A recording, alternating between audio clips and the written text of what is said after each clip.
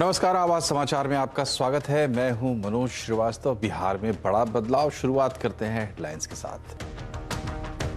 बिहार में रिकॉर्ड 8वीं बार नीतीश ने ली मुख्यमंत्री पद की शपथ। आरजेडी नेता तेजस्वी यादव बने डिप्टी सीएम। नीतीश ने इशारों में साधा मोदी पर निशाना।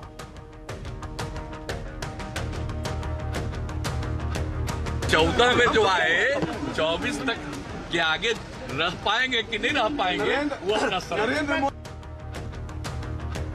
नीतीश की बगावत को बीजेपी ने बताया धोखा। राज्य में धरने पर बैठी पूरे बिहार में बीजेपी ने आज मनाया विश्वासघात दिवस। पैगंबर पर बयान मामले में नुपुर शर्मा को फौरी राहत। सभी 9 केस पर दिल्ली में होगी सुनवाई। गिरफ्तारी पर भी रोक जारी रहेगी, सुप्रीम कोर्ट ने दिया आदेश। ऐप पर लोन देने पर आरबीआई हुआ सख्त। अब सिर्फ बोरोवर के खाते में ही पैसा होगा ट्रांसफर। थर्ड पार्टी के नाम पर डिसबर्समेंट बंद। डिजिटल लेंडिंग पर भी जारी की गाइडलाइन। वीकली एक्सपायरी से पहले बाजार में दायरे में कारोबार। मेटल शेयरों में खरीदारी। आईटी, रियल्टी, एफएमसीजी शेयरों पर दबाव। सेंसेक्स 36 अंक गिरकर और निफ्टी 10 अंक चढ़कर बंद। उदय उमेश ललित होंगे देश के 49वें मुख्य न्यायाधीश। 27 अगस्त को संभालेंगे पदभार। केंद्र सरकार ने नाम पर लगाई मुहर, लेकिन सिर्फ 3 महीने का होगा कार्यकाल।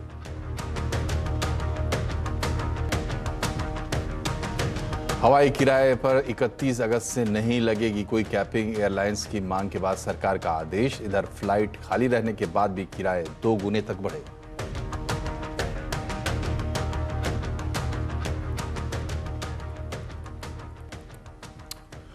कोरोना महामारी के दौरान लगाई गई एयर फेयर कैपिंग को सरकार ने हटा दिया है। 31 अगस्त से हवाई किरायों पर सरकार को कोई सीमा तय नहीं करेगी। वहीं हवाई किराए सभी रूट्स पर 50 से 100% तक बढ़ चुके हैं, और ये तब जब लगभग हर 5वीं सीट खाली जा रही है। यानी इस बढ़ोतरी के पीछे डिमांड में बढ़ोतरी मुख्य कारण नहीं है। दोनों ही खबर पर बात करेंगे रोहन सिंह से, लेकिन सबसे पहले आपको सुनाते हैं एयर फेयर की कैपिंग हटाने पर सिविल एविएशन मंत्री ज्योतिरादित्य सिंधिया ने क्या कुछ कहा। On fare caps, that's something that, as you know, is on my dashboard. I will not divulge to you or to CNBC when I propose to take a decision, but let me say this, that it will be taken in the interests of the sector at the appropriate time. और अब चलते हैं रोहन सिंह के पास। रोहन, सबसे पहले ये बताइए कि ये जो कैपिंग का मामला है, इसकी डिटेल क्या है? जी, 31 अगस्त से ये जो नियम है वो लागू होगा, और उसके बाद जो एयरलाइंस हैं वो अब मार्केट डिसाइड करेगा कि हवाई किराए किस तरह के होंगे। हालांकि अभी भी मार्केट ही डिसाइड कर रहा है, क्योंकि जिस तरीके से किराए बढ़े हुए हैं वहाँ पे, लेकिन एक तरह का सरकार ने एक अधिकतम और न्यूनतम की एक सीमा तय की है। जो अगले 15 दिनों की रोलिंग के हिसाब से उन्होंने एक फेयर कैपिंग की सीमा तय की थी। कई बार बदलाव किए गए जो फेयर कैप के जो नियम है उसको लेकर, लेकिन अब जो है यानी अगले महीने से, सितंबर से आप देखेंगे कि पूरी तरह से ये मार्केट ड्रिवन हो जाएगा। कोई भी एयरलाइन कितनी भी कीमत तय कर सकती है, चाहे वो न्यूनतम हो चाहे वो अधिकतम हो। इसका मतलब ये होगा कि कुछ रूट्स में आपको डीप डिस्काउंट दिखेंगे, बहुत ज़्यादा आपको न्यूनतम किराए भी आपको दिख जाएंगे कहीं कहीं जहां पे आपको अवेलेबिलिटी ज़्यादा है। कहीं कहीं पे आपको बहुत ज़्यादा आसमान छूते किराए भी दिखेंगे। तो अब ये मार्केट डिसाइड करेगा कि कहाँ पे कौन एयरलाइन कितना किराया रखना चाहती है। चूँकि कोरोना के समय में जब ठीक उसके बाद में जब व्यवस्था उसको लागू की गई थी, उसमें सरकार का मकसद ये था कि एयरलाइंस को भी थोड़ी मदद मिले, तो बिल्कुल बहुत ज़्यादा कम किराया भी ना हो जाए, और दूसरा पैसेंजर्स को बहुत ज़्यादा किराया ना देने पड़े। ये मकसद रखा गया था, लेकिन कई बार उसमें मॉडिफिकेशन किया गया। अभी कुछ ही दिन पहले जो ज्योतिरादित्य सिंधिया है एविएशन मिनिस्टर, उनका ये कहना था कि वो बहुत जल्दी इसको रिव्यू करेंगे, और आखिरकार इसको रिव्यू किया गया है। और एयरलाइंस का कहना था कि चूंकि एटीएफ की कीमतें बहुत ज़्यादा बढ़ गई हैं, उनके पास बहुत कुछ बचा नहीं है, उनके पास बहुत मार्जिन कम है। ये कारण था कि वो मांग कर रही थी इसे पूरी तरह से हटाने की, और अब इसे फाइनली फेयर कैप को पूरी तरह से हटा दिया गया है। और ये बताइए रोहन कि इस वक्त किराए जो है बहुत आसमान छू रहे हैं, तो ये क्या चीज़ है?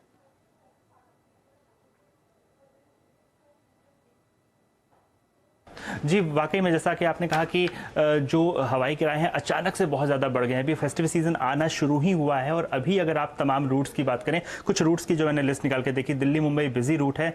इस वक्त अगर आप इस रूट पे टिकट बुक कराना चाहेंगे तो आपको 9,000 तक देना पड़ सकता है। आम दिनों में आप 5,000 में टिकट मिल जाता था। दिल्ली कोची जाएंगे तो 11,500 की टिकट है जो 8,000 में मिलती थी। गोवा सबसे ज़्यादा बिजी है, 11,000 की टिकट इस वक्त आपको मिल रही है जो कि 5-6 हज़ार में मिल जाती थी। मुंबई से अगर आप श्रीनगर जाना चाहते हैं तो वहाँ पे भी लगभग आपको 10,500 से 11,000 रुपये खर्च करने पड़ेंगे इस वक्त। ये तब है जबकि पैसेंजर लोड फैक्टर लगभग 70-80% के लगभग चल रहा है। आज ही के अगर पैसेंजर लोड फैक्टर की बात करें हम, आपको इंडिगो का 78% है, एयर इंडिया का 75% है, स्पाइसजेट का 80% है, यानी लगभग हर 5वीं जो सीट है वहाँ पे वो फिल नहीं हो रही है। उसके बावजूद जो है एयरलाइन यानी कि डिमांड उस हिसाब से नहीं है जितना ये दावा किया जा रहा है। हाँ, ATF की कीमत को हम जरूर फैक्टर इन कर सकते हैं, लेकिन उसके बावजूद जिस तरीके से किराए बढ़ाए गए हैं वो इस वक्त लोगों के लिए बहुत दिक्कत का सामना करना पड़ा है। और अब चूंकि जो फेयर कैप है उसको पूरी तरह से हटा दिया जाएगा तो उसका क्या असर होगा ये आने वाले दिनों में हमें देखना पड़ेगा। क्या कुछ रूट्स में और ज्यादा आपको किराए बढ़ते हुए देखने पड़ेंगे या कहीं कहीं आपको डिस्काउंट देखने को मिलेगा, ये आने वाले दिनों में एयरलाइन क्या डिसाइड करती है इस पर निर्भर करता है। बहुत बहुत शुक्रिया आपका रोहन। तो ये थी खबर हवाई एयरलाइन सेक्टर की। और अब एयरलाइंस को इंटरनेशनल ट्रैवलर्स की पूरी जानकारी कस्टम्स को देनी पड़ेगी। सरकार ने सभी एयरलाइंस के लिए ये नियम अनिवार्य कर दिया है कि वो PNR डिटेल, यात्रा का ब्यौरा और इसके साथ साथ तमाम जानकारियां कस्टम के साथ शेयर करें। इस लिस्ट में क्रेडिट कार्ड डिटेल जैसी जानकारियां भी शामिल है। कस्टम इस डेटा से रिस्क एनालिसिस करेगा। एयरलाइंस को ये जानकारी यात्रा के 24 घंटे पहले कस्टम्स को देनी होगी। ऐसा नहीं करने पर एयरलाइंस को 25 से 50,000 तक जुर्माना भी भरना पड़ सकता है। डिजिटल कंपनियों के फर्जी लोन पर RBI ने सख्ती लगा दी है। अब सिर्फ बोरोवर के खाते में पैसा ट्रांसफर होगा। थर्ड पार्टी के नाम पर डिसबर्समेंट बंद हो जाएगी। RBI ने डिजिटल लेंडिंग पर गाइडलाइन भी जारी की है। इसमें क्या कुछ कहा गया है जानने के लिए जुड़ते हैं हमारे साथ आलोक प्रियदर्शी। बताइए आलोक, क्या है गाइडलाइंस? बिल्कुल, देखिए इसी को देखते हुए RBI ने वर्किंग कमेटी का गठन किया था और वर्किंग कमेटी की सिफारिशों के आधार पर ही आज RBI ने अपना एक फ्रेमवर्क जारी किया है खासतौर से डिजिटल लैंडिंग को लेकर, जिससे कि जो फर्जी लोन देने वाला ऐप है जिससे कि लोग लगातार लूटने की शिकायत कर रहे थे उन पर रोक लग सकेगी। इसमें जो सबसे पहला शर्त यह है कि RBI रेगुलेटेड या कोई लीगल एंटिटी वाली यानी कि कानूनी रूप से वैध संस्था ही लोन दे पाएगी। लोन देने के लिए जो बोरोवर होगा उसके सीधे बैंक में ही लोन दिया जाएगा, कोई थर्ड पार्टी किसी और जरिए लोन नहीं दे सकेगी। साथ ही ये भी कहा गया है कि जब सभी लेन देन जो होंगे वो बोरोवर्स और लीगल एंटिटी के बीच में होगी, कोई थर्ड पार्टी उसको बाईपास नहीं कर सकेगा। इसके अलावा बोला गया है कि जो लोन देने के लिए जो फीस है या तमाम तरह के चार्जेज होते हैं वो जो है legal entity loan service provider को देगी। इसमें बीच में बोरोवर कहीं भी नहीं आएगा।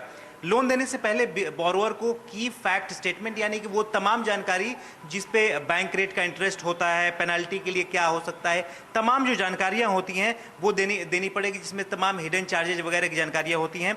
और प्री पेमेंट के लिए कोई भी अलग से पेनल्टी नहीं वसूला जा सकता है। तो इस तरह की जो और बोरोवर की सहमति के बगैर क्रेडिट लिमिट भी इन्हांस नहीं की जाएगी। साथ ही साथ नोडल ऑफिसर को अपॉइंट करना पड़ेगा। ग्राहक की कोई शिकायत हो, अगर शिकायत 30 दिन के अंदर सॉल्व नहीं होती है तो RBI का जो कंप्लायंस मैनेजमेंट सिस्टम था वहां पर भी शिकायत की जा सकती है। तो ये तमाम सिफारिशें RBI ने जारी की हैं। बहुत बहुत शुक्रिया आपका आलोक। और बढ़ते हैं आगे, अब बात करते हैं राजनीति की। बिहार की राजनीति में बड़ा उलटफेर हो गया है। नीतीश कुमार ने बीजेपी का साथ छोड़कर महागठबंधन का दामन थाम लिया और आज 8वीं बार बिहार के मुख्यमंत्री पद की शपथ ली है, जबकि RJD नेता तेजस्वी यादव ने डिप्टी CM पद की शपथ ली। गठबंधन में JDU, RJD, कांग्रेस, हम और लेफ्ट शामिल है। नीतीश सरकार को एक निर्दलीय का भी समर्थन मिला है। शपथ लेने के बाद नीतीश कुमार ने प्रधानमंत्री नरेंद्र मोदी का नाम लिए बगैर उन पर निशाना साधते हुए कहा कि 2024 में हम रहें या ना रहें, 2014 वाले नहीं रहेंगे। एक आदमी को हम जिम्मा दे दिए, आप फिर उसी आदमी के बारे में सबसे पूछिए पार्टी के तरफ रहने के बजाय कहीं और दिमाग चले। ना हमको देखिए, हमको किन्हीं पर कुछ नहीं कहना है, जो कुछ भी करना। प्रधानमंत्री पद के उम्मीदवार होंगे आप? नहीं, हम किसी चीज के उम्मीदवार का हम कोई दावेदारी नहीं है, आपके कार्यकर्ता लेकिन इतना तो जरूर कर दीजिए ना कि 14 में जो आए 24 तक के आगे रह पाएंगे कि नहीं रह पाएंगे, वो अपना समझ। वो मुख्यमंत्री जी ने कहा कि 24 में ही सरकार गिर जाएगी, दोबारा आने वाले लोग नहीं हैं। जो नीतीश कुमार जी ने आज बयान दिया, इसमें सच्चाई है, जनता देख रही है और ये होकर के रहेगा। और नीतीश कुमार 8वीं बार शपथ लेने वाले बिहार के पहले मुख्यमंत्री और देश के पहले मुख्यमंत्री बन गए। बिहार के सीएम वो पहली बार 3 मार्च 2000 को बने थे, लेकिन बहुमत नहीं जुटा पाए और 7 दिन के बाद ही उन्हें इस्तीफा देना पड़ा। इसके बाद 2005 में बीजेपी के समर्थन से पहली बार मुख्यमंत्री बने। लंबा कार्यकाल उनका चला 2010 और 2015 में, और फिर नवंबर 2015 में गठबंधन के सीएम के तौर पर उन्होंने शपथ ली।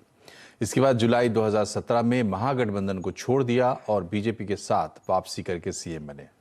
2020 के नवंबर में चुनाव के बाद बीजेपी गठबंधन के साथ नीतीश 7वीं बार उन्होंने शपथ ली और अब एक बार फिर उन्होंने बीजेपी को छोड़ दिया और 8वीं बार सीएम पद की शपथ ली है। बिहार में नई सरकार के शपथ ग्रहण को बीजेपी नीतीश कुमार का धोखा करार दे रही है। इसी के विरोध में बीजेपी पटना स्थित कार्यालय में नई सरकार के खिलाफ विश्वासघात दिवस मना रही है और बीजेपी ऑफिस में बीजेपी के कई वरिष्ठ नेता धरने पर बैठे हुए हैं। बीजेपी नेताओं ने नीतीश कुमार मुर्दाबाद के नारे लगाए और नई सरकार के गठन को लोकतंत्र के खिलाफ बताया। बीजेपी ने कल यानी 11 अगस्त को जिला और ब्लॉक लेवल पर भी धरना प्रदर्शन करने की घोषणा की है। पूर्व केंद्रीय मंत्री रविशंकर प्रसाद ने नीतीश कुमार पर हमला बोला है। उन्होंने कहा कि यह विश्वासघात है, जनता नीतीश कुमार को जवाब जरूर देगी। 2005 में नेता किसने बनाया? भाजपा ने, इसी बिल्डिंग में। उनकी पार्टी में लोग उनके नाम पर सहज नहीं थे। रेल मंत्री अटल जी ने बनाया, कृषि मंत्री बनाया, 20 में नरेंद्र मोदी जी ने प्रधानमंत्री बनाया, मुख्यमंत्री बनाया, तो ये सब भूल गए। इसलिए विश्वासघात आप लोग विश्वासघात प्रदेश की जनता के जनादेश का। नीतीश कुमार का क्या है गेम प्लान? आज आवाज अड्डा में इसी पर होगी बड़ी चर्चा शाम 7:57 पर।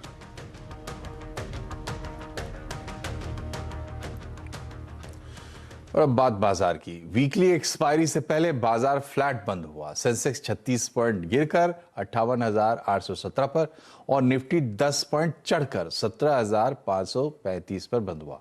सबसे ज्यादा खरीदारी मेटल शेयरों में रही, वहीं फार्मा ऑटो शेयरों में हल्की तेजी देखने को मिली। सबसे ज्यादा दबाव आईटी, रियल्टी, एफएमसीजी शेयरों में रहा।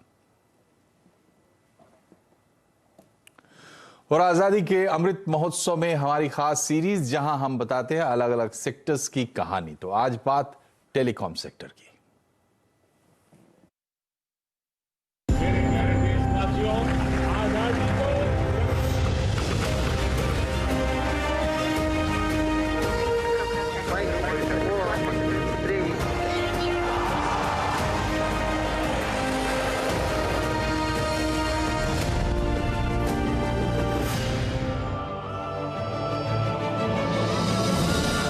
अमृत मंथन यानी कि देश के 75वें साल में जब देश पहुंचा है और इस तरह की रफ्तार के बीच में भारत की अर्थव्यवस्था कैसे चल रही है उस पर हम बातचीत करें। और आज हम बातचीत करने वाले हैं टेलीकॉम सेक्टर के बारे में। भारत जो कि दुनिया का दूसरा सबसे बड़ा टेलीकॉम सब्सक्राइबर ओन करता है, लेकिन ये जो स्थिति है या जो आज की भारत की सिचुएशन है ये इस तरह की नहीं है। एक बहुत ही लंबा सफर भारत ने तय किया इस पूरी टेलीकॉम रेवोल्यूशन के अंदर। तो इस सिचुएशन की शुरुआत हुई थी 1882 में, ठीक 6 साल बाद, जबकि ग्राहम बेल ने टेलीफोन को लॉन्च किया था। तो पहला सेंट्रल एक्सचेंज जो कि कलकत्ता में बना था, उस समय सब्सक्राइबर महज 93 के आसपास पहुंचे थे। आते अब 1947 में, जब देश की कुल आबादी करीब 35 करोड़ थी और उसके सामने महज 0.05% यानी कि 84,000 सब्सक्राइबर उस समय पर होते थे, जो कि बहुत ही सीमित होते थे सरकारी महकमे तक। इसके अलावा देश का पहला एसटीडी 1960 में जो कि लखनऊ कानपुर के दौरान किया गया, और तब भी जो टेलीकॉम की रेवोल्यूशन थी वो उस तरह से नहीं थी, वो भी एक सीमित दायरे के अंदर ही चलती थी और कुछ सीमित महकमे के बीच में ही ये एसटीडी कॉल्स होती थी। 1984 में जहां पर डिजिटल एक्सचेंज का निर्माण हुआ और वहां से टेक्नोलॉजी धीरे धीरे रफ्तार पकड़नी शुरू हुई, लेकिन अभी भी जो टेलीकॉम की पूरी रफ्तार थी, टेलीकॉम की एक्चुअल सिचुएशन थी, वो वहां पर दिखाई नहीं पड़ी। 1985 में डिपार्टमेंट ऑफ टेलीकम्युनिकेशन का सेटअप हुआ और डिपार्टमेंट ऑफ टेलीकम्युनिकेशन के सेटअप होने के बाद रिफॉर्म्स के अंदर रफ्तार आनी शुरू हुई। इस सेक्टर में जो निवेश था वो आना शुरू हुआ, धीरे धीरे इंडिजिनस जो यूनिट्स थे वो बनने शुरू हुए और यहाँ से जो टेलीकॉम की नींव थी, मजबूत नींव थी, वो बननी शुरू हुई। 1986 में MTNL और VSNL की स्थापना हुई। MTNL जी हाँ जो अभी भी लिस्टेड है और VSNL जो आगे चलकर टाटा कम्युनिकेशन के अंदर मर्ज हो गई। तो इस तरह के बड़े सेटअप्स, बड़े ऑर्गेनाइजेशंस जो हैं वो आते हुए दिखाई पड़ी। 1989 जहां पे टेलीकॉम कमीशन की स्थापना हुई, तो ये तो एक तरफ एक पहलू रहा जहां पर टेलीकॉम सेक्टर के अंदर कुछ रिवॉल्यूशंस आते हुए दिखाई पड़े, लेकिन रिवॉल्यूशंस की जो पहला हिस्सा था वो आपने देखा। इस रिवॉल्यूशन का दूसरा हिस्सा आता है जहां से आम आदमी जुड़ा, जहां से टेलीकॉम सेक्टर के अंदर हर घर पहुंचने वाली बातचीत जो है वो शुरू हुई। 1991 में जहां पे आर्थिक उदारीकरण हुआ, इंडस्ट्रियल रेवोल्यूशन, और यहीं से ही अर्थव्यवस्था को एक तेज गति मिली और अर्थव्यवस्था की तेज गति के साथ साथ टेलीकॉम को भी एक बढ़िया रफ्तार मिली। पहली मोबाइल कॉल 31 जुलाई 1995 को उस समय पर पश्चिम बंगाल के सीएम ने सुखराम, जो कि उस समय के टेलीकॉम मिनिस्टर थे, उनको की और यहां से मोबाइल रेवोल्यूशन की शुरुआत हुई। मोबाइल रेवोल्यूशन के साथ साथ रिफॉर्म्स का दौर लगातार चलना शुरू हुआ और धीरे धीरे वो रिफॉर्म आपको याद ही होंगी, इसमें अलग अलग सेक्टर के सब सेक्टर्स के अंदर रिफॉर्म आते हुए दिखाई पड़े और टेलीकॉम ने अपने एक्सपेंशन शुरू करे। आपको पेजर याद होगा, आपको बड़े हैंडसेट्स याद होंगे, आपको इनकमिंग कॉल पे आने वाले पैसे जो लगते थे वो याद होंगे। और ट्राई का गठन 1997 में हुआ और वहां से धीरे धीरे रेगुलेशन, रूल्स और बेटर साइड पर आते हुए दिखाई पड़े। क्रांति और कंसोलिडेशन, ये सबसे इंपॉर्टेंट वो साल था जबकि इंडियन अर्थव्यवस्था के अंदर 16 प्लेयर्स टेलीकॉम सब्सक्राइबर के तौर पे होते थे, वो धीरे धीरे घटते घटते 3 के आसपास हुए। तो सेक्टर में कंसोलिडेशन और किस तरह से क्रांति रही है तो आपने देखी, लेकिन टेलीकॉम सेक्टर की इस कंसोलिडेशन के बाद जो असली रफ्तार आई, वो रफ्तार आई तब जबकि इस देश में 3G सेवाएं लॉन्च हुई, 4G सेवाएं लॉन्च हुई। यानी कि पहले 50 साल का मूवमेंट और उसके बाद अगले 20 साल में कैसे देश ने रफ्तार पकड़ी। 3G सेवाओं की शुरुआत हुई 2008 में और 4G सेवाओं की शुरुआत हुई 2012 में और यहीं से टेलीकॉम क्रांति जो है उसमें तेजी आते हुए दिखाई पड़ी और एक बहुत जोरदार रफ्तार जो है वो हमने देखी। आज की स्थिति आपके सामने है, जबकि देश में कुल 116 करोड़ मोबाइल सब्सक्राइबर हैं, 78 करोड़ ब्रॉडबैंड सब्सक्राइबर और रफली 17 GB पर मंथ ये डेटा यूसेज है। तो इस तरह का एक mega telecom market Indian markets बन चुकी है और यही नहीं, आज भारत जो है वो दुनिया के जो सबसे सस्ती मोबाइल सेवाएं देने वाले देशों में शुमार है और उम्मीद करते हैं कि आने वाले समय में जब जो 5G का लॉन्च है वो भी एक सस्ती सेवाओं के तौर पे ही शुमार होता हुआ दिखाई पड़ेगा। तो पिछले 75 साल का जो एक रफ्तार है, या पिछले 75 साल की जो एक स्थिति है वो आपने देखी कैसे 1947 में महज 0.05% सब्सक्राइबर से आज दुनिया के दूसरे बड़े टेलीकॉम सब्सक्राइबर बेस के तौर पे हम शुमार होते हुए दिखाई पड़े। तो ये सफर इतना आसान नहीं था, लेकिन एक लंबा सफर टेलीकॉम मार्केट में इंडिया ने जरूर तय किया है।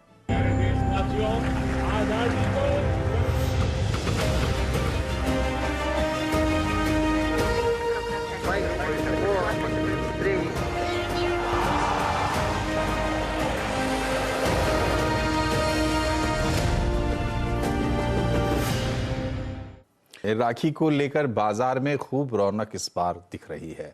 योगी, मोदी और तिरंगा राखी की डिमांड बाजार में जोरदार है।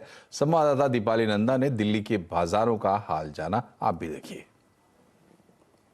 देश के ज्यादातर हिस्सों में कल यानी कि 11 अगस्त को रक्षाबंधन का त्योहार मनाया जाएगा और बाजारों में किस तरह की रौनक है ये दिखाने के लिए मैं आ गई हूँ दिल्ली के करोल बाग की मेन मार्केट में। और आप देख सकते हो यहाँ पर जो ज्यादातर भीड़ दिखाई दे रही है वो राखी की दुकान पर ही दिखाई दे रही है, क्योंकि राखी के बिना रक्षाबंधन का त्योहार अधूरा है। और जो महिलाएं यहाँ पर पहुँच रही है वो अपने भाइयों के लिए खूबसूरत राखियाँ यहाँ पर खरीदती हुई नजर आ रही है। मैं आपको दिखाऊं कि अगर हम राखियों की वैरायटी की बात करें तो यहाँ पर आपको 10 रुपए का इस धागे से लेकर 100 से 150 रुपए की जो कुंदन राखी है वो मिल जाएगी। थी। चूंकि 2 साल बाद पूरी तरह से बाजार खुले हुए दिखाई दे रहे हैं, क्योंकि अगर हम पिछले 2 सालों की बात करें तो कोविड की वजह से कई सारी रिस्ट्रिक्शंस थी, तो जमकर खरीदारी नहीं हो पाई थी। लेकिन इस साल की बात करें तो आप मेरे पीछे देख सकते हैं, यहाँ पर अच्छी खासी रौनक दिखाई दे रही है। कितनी डिमांड है इस पर हम बात करते हैं। जो यहाँ पर राखी सेल कर रहे हैं उन्हीं से ही। भैया आप बताएं कि इस बार लोग जमकर खरीदारी कर रहे हैं, राखी की डिमांड कितनी? काफी जम के कर रहे हैं जी, लोग खरीदारी काफी जम के कर रहे हैं, क्योंकि 2 साल बाद में कोविड का ये खुला है बाजार, इस वजह से। अच्छा, कौन सी राखी है जो सबसे ज्यादा लोग खरीद रहे हैं? सबसे ज्यादा इस वक्त मोदी और योगी, इन दो की राखी सबसे ज्यादा बिकी है और बाजार में आते ही सबसे पहले ये खत्म हो गई है। ओके, तो जिस तरह से इन्होंने कहा कि मोदी और योगी की जो राखी है उसकी काफी अच्छी डिमांड थी, और जैसे ही बाजार में आई पूरी तरह से बाजार से वो गायब भी हो गई है। अभी तक फिलहाल उसका नया स्टॉक नहीं आया है। आप देख सकते हैं लाइन से ही यहाँ पर राखी की दुकानें हैं और अच्छी खासी भीड़ यहाँ पर दिखाई दे रही है। खासतौर पर महिलाएं इन दुकानों पर आ रही हैं और अपने भाई की कलाई के लिए खूबसूरत राखियां खरीद रही हैं। दीपाली नंदा, दिल्ली। और महंगाई का दौर है, महंगाई की मार त्योहारों पर पड़ना भी तय था, तो पहला नंबर लगा है राखी का ही। इस साल राखी 30% तक महंगी हो चली है। देखिए अहमदाबाद से केतन जोशी की रिपोर्ट। फार्मा, टेक्सटाइल, डायमंड में अपनी साख रखने वाला गुजरात राखी मैन्युफैक्चरिंग में भी देश में अव्वल है। देश के कुल राखी उत्पादन में गुजरात का हिस्सा 60% से ज्यादा है। लेकिन इस साल गुजरात के राखी बाजार को महंगाई का झटका लगा है। राखी बनाने का सामान जैसे कॉटन, रेशम, मोती जैसी चीजें तो महंगी हुई ही हैं, उसकी पैकिंग और ट्रांसपोर्टेशन तक सब कुछ महंगा हो गया है। इन सब का असर ये हुआ है कि इस साल राखी की कीमतें 30% तक बढ़ गई हैं। पैकिंग मटेरियल्स के अंदर जो 5% से लेकर 18% का टैक्स लगा है, वो टैक्स के हिसाब से थोड़ी राखी महंगी हुई है। 25 से 30% का इजाफा हुआ है और इस इजाफे के वजह से जो व्यापारियों को, बड़े व्यापारियों को थोड़ी तकलीफ है। बहनें भी कह रही हैं कि राखी महंगी तो हुई है, लेकिन अब भाई तो भाई है, उनके प्यार के बीच महंगाई नहीं आ सकती। जो चीज़ थोड़े कम भाव में मिल रही थी कंपैरिजन में थोड़ा ज्यादा है, पर क्या करे, भाई को तो राखी बांधनी है, सो नो कॉम्प्रोमाइज। इस साल बाजार में तिरंगा राखी और भाई भाभी राखी की धूम है। छोटे बच्चों के लिए टेडी बियर राखी, कार्टून फिगर्स, तो प्रीमियम राखी में ज्वेलरी राखी, कुंदन चांदी राखी की काफी मांग है। महंगी होने के बावजूद क्वालिटी वाली राखी की अच्छी डिमांड है। नहीं, राखी में तो कुछ ऐसा होता नहीं है। जो 200 वाली है वो 250 रुपये होती है, सब लेने तो वाले ही है। अब पहले से ज़्यादा ऐसा है कि सब लोग ज़्यादा ले रहे हैं और अच्छी क्वालिटी ले रहे हैं सब। महंगाई की मार से त्योहार भी अछूते नहीं हैं। बावजूद इसके इस साल देश में 6 से 9 हजार करोड़ रुपए के राखी का कारोबार होने की उम्मीद है। कुछ चीजों के दाम देखकर खरीदारी नहीं की जा सकती, जिनमें राखी भी एक हिस्सा है। भले ही इस बार दाम बढ़े हुए हो, लेकिन बहनों का प्यार अपने भाई के लिए कतई कम नहीं हुआ है। केतन जोशी, अहमदाबाद। और सैमसंग ने अपना मोस्ट अवेटेड दमदार foldable smartphone Galaxy Z Fold 4 और गैलेक्सी Z Flip 4 लॉन्च कर दिया है। कैसे ये दोनों फोन, बता रही है सीधे लॉन्च इवेंट से शिवानी घरत। सैमसंग ने अपने लेटेस्ट फोल्डेबल डिवाइसेस लॉन्च किए हैं। अभी हमारे हाथों में है सैमसंग गैलेक्सी Z Fold 4 और Z Flip 4।